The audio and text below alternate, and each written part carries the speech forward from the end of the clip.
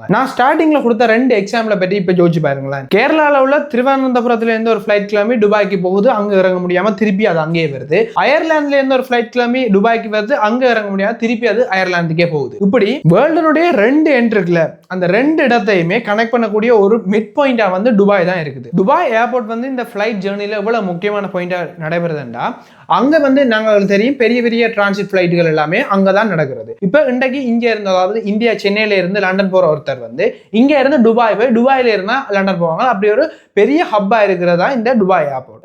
நார்மலா சொல்ல போனா இங்க இருந்து ஒரு இடத்துக்கு நாங்க பஸ்ல போயிருக்கோம், ஒரு இடத்துல நிப்பாட்டி பஸ் எல்லாம் கிளீன் பண்ணி நாங்க எல்லாம் ரீஃபில் பண்ணுவோம் தானே, அதுக்கு அப்படி ஒரு இடமா தான் துபாய் வந்து ஏர்வேஸ் டிரான்ஸ்போர்ட்ல வந்து அது ஒரு முக்கிய ஹப்பா இருக்குது. இந்த சென்ட்ரல் ஹப்பா அவங்க அடிக்கிறதால இந்த உலகத்துல உள்ள எல்லா டிரான்ஸ்போர்ட் இதுலயுமே வந்து இது பாதிப்பு அடைகிறதாலையும் இப்ப உலகம் ஃபுல்லாவே இதை பற்றி கேட்பாங்க. ஈரான் வந்து தங்களை சுத்தி இருக்கிற இந்த யூஎஸ்க்கு பேஸுகள் போட இடம் கொடுத்த நாடுகள் அடிக்கிறதால அவங்க வந்து என்ன சொல்றாங்கன்னா, இங்க அடிச்சா அங்க வலிக்கும்ன்ற அந்த கான்செப்டால தான் இப்படி வந்து அடிச்சு கொண்டே இருக்கிறதால. ஏனென்றா இப்ப ஈரான் வந்து தொடர்ச்சியா யூஎஸ் பேஸ்ல மட்டும் அடிக்கிறாங்க. இப்ப நாங்க கட்டமெண்டா துபாயை எடுத்துக்கொள்வோம், அங்க உள்ள யூஎஸ் பேஸ்ல அடிக்கிறாங்கன்னா இல்ல, வேற இடங்கள்லயும் வந்து அதாவது சேதம் வந்து ஏற்பட்டு கொண்டே இருக்குது. இப்படி வந்து இந்த துபாய் மற்ற அரபு கண்ட்ரிகளை ஈரான் தாக்குறதால இப்ப கடைசியா நடந்தது மட்டும் இந்த துபாயில இறந்தவர்கள் எத்தனை பேர்னு பார்த்தோம்னா 7 பேர் வந்து இறந்திருக்காங்க.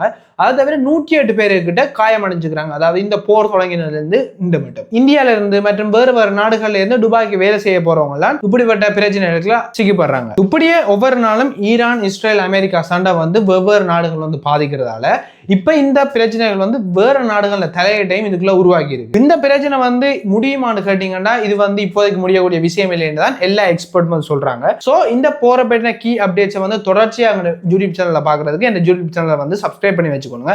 அப்பதான் நான் போடுற ஒவ்வொரு வீடியோவும் வந்து உங்களை கொண்டு வந்து சேர்க்கும் யூடியூப். அடுத்த வீடியோல பார்ப்போம். பாய்.